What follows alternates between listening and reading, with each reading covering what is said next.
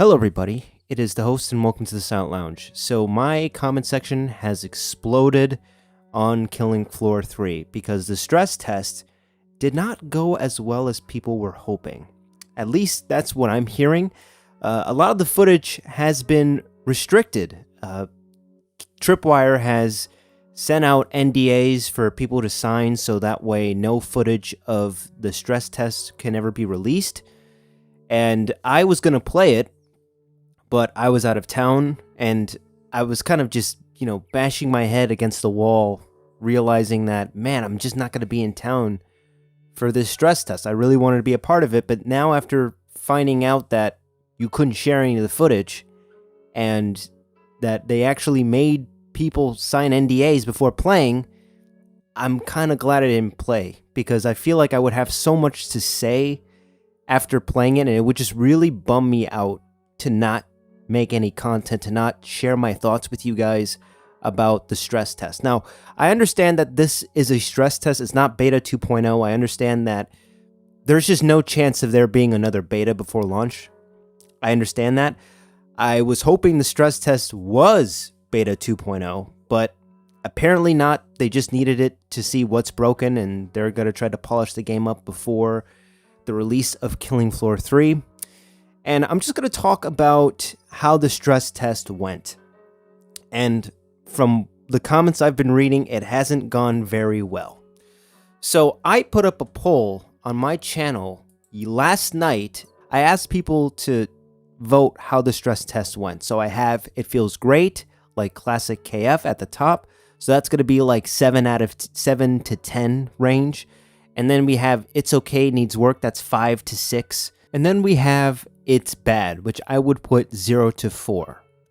So I put out this poll, and it's been over 24 hours. I got 46 votes, and 48% of people say that it feels great, like classic Killing Floor, and then we have 35% who say that it's okay, it needs work, and then 17% of people say it's bad, like the beta. So, looking at the data, you might think, oh, well, over 48% of people say that it's good. So that means that, we're in the clear. Well, no, because for me, I combine the it's okay, it needs work, and the it's bad, we like the beta data together to kind of just put it in two sides. So we have over 52% of people think the game is mid or bad, while 48% of the people think that it feels great. So it's very divisive. It's mixed, more negative type of reviews. So, after 4 months of waiting, 4 months of talk that, the beta was a fluke, that they're working on it, that they're going to fix a lot of the complaints, that they were listening to the community. Well, it turns out that a lot of the issues that plague the beta is still here, especially in the stress test, with how the guns feel, the gunplay, the sounds, how the visuals kind of just look spotty. It's really, really depressing to see that after, all this talk about them listening to us, that they're making these changes, that they're really focused on making these changes, and then ultimately the stress test is just a little bit different. It's not a huge significant difference that they have been hyping up in their Twitter. It's just a slight alteration.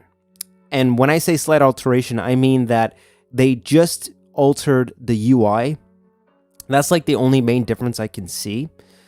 And the enemy behavior. They tweaked some stuff. And the maps, of course. They changed the maps to have more of an atmosphere and mood by, adding blood, making the lighting box more dim. These changes that they made in 4 months. And is that going to be enough? I don't think so, because the main core experience is still the same. And that experience is just trash from the beta. I'm being serious. The beta, and I said this in my last video, the beta is a fucking embarrassment. for Killing Floor fans, because the previous 2 Killing Floor games are more polished. It has more oomph in the gunplay.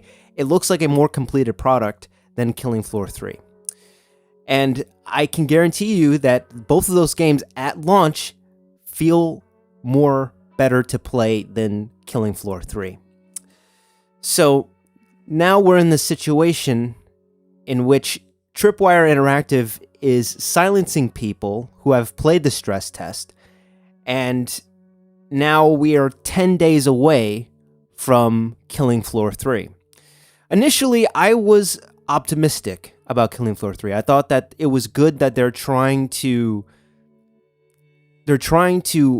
put out a stress test to see what's broken, to give people a chance to try out the newest version of the game.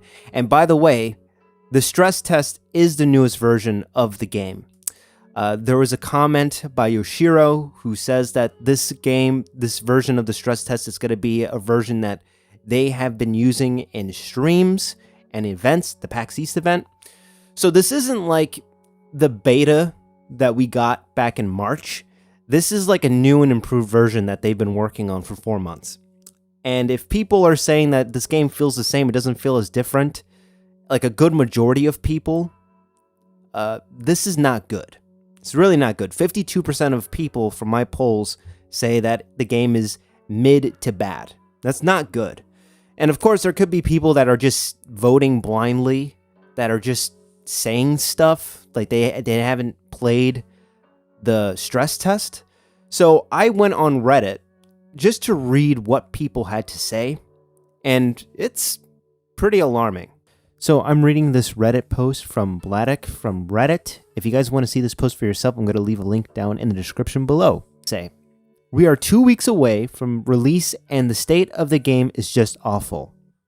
Lots of bugs, ragdoll is broken as dead bodies is just standing up everywhere, animations are lacking, mobs just spawning before vents, right before your eyes instead of crawling out of them, just sad, melee weapons constantly show no animations on other players, lots of other weird stuff happening with Zed movement. Big Zeds don't feel punchy or as threatening due to lack of scary announcing sounds, etc. Awful, ugly UI that also gets stuck on the screen and you can't do anything. No text chat, what the F?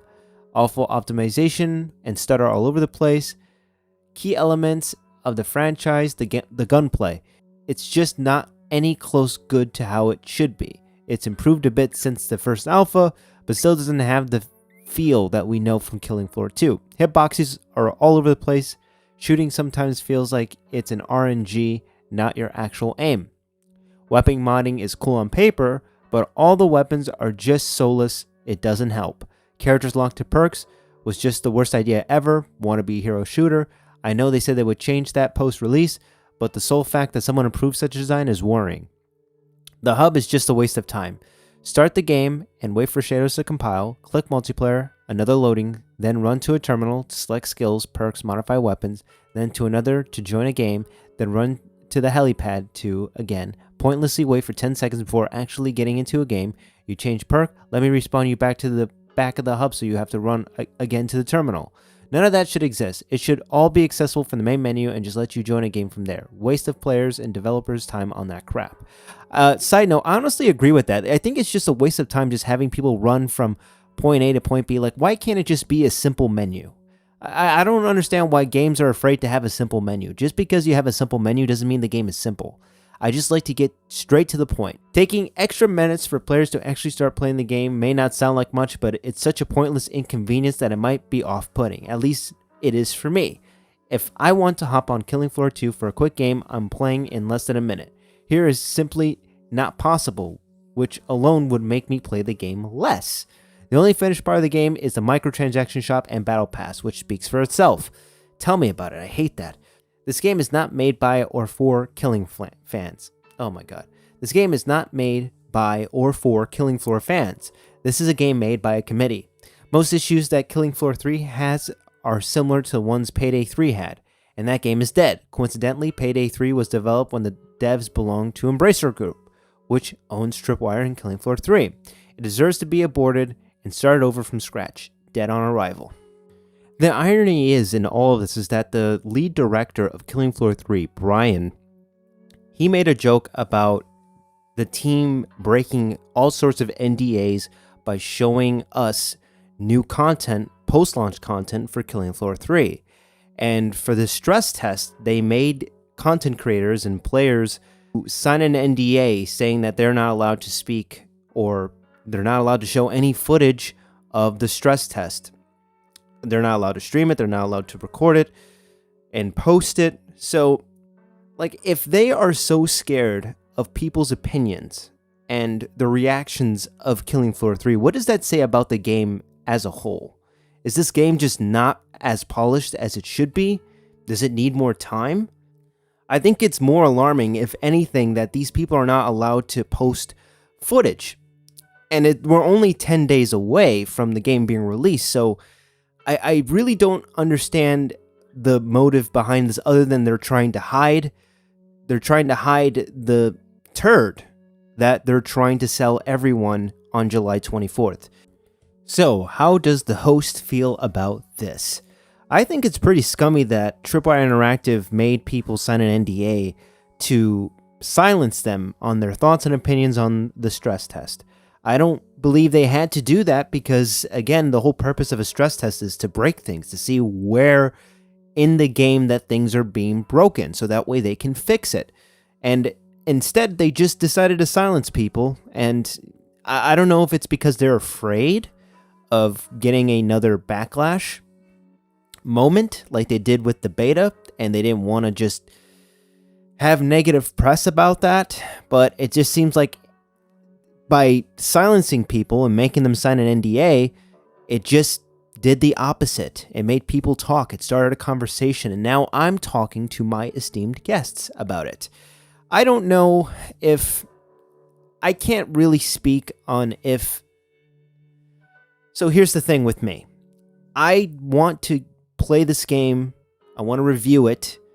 But at the same time, I don't want to support this. I don't want to support this practice. I don't want to support what Tripwire is doing. Because it's like, if they're really afraid of what people are going to think of this game, then that already tells me that this game is probably not going to be as good as Killing Floor 1 and 2. So, I'm still going to cover and make content on Killing Floor. I love Killing Floor. I'm not a huge diehard fan like most of the people in my comment section. I love playing it. I love playing it as much as I like playing Call of Duty Zombies, and that's like my bread and butter.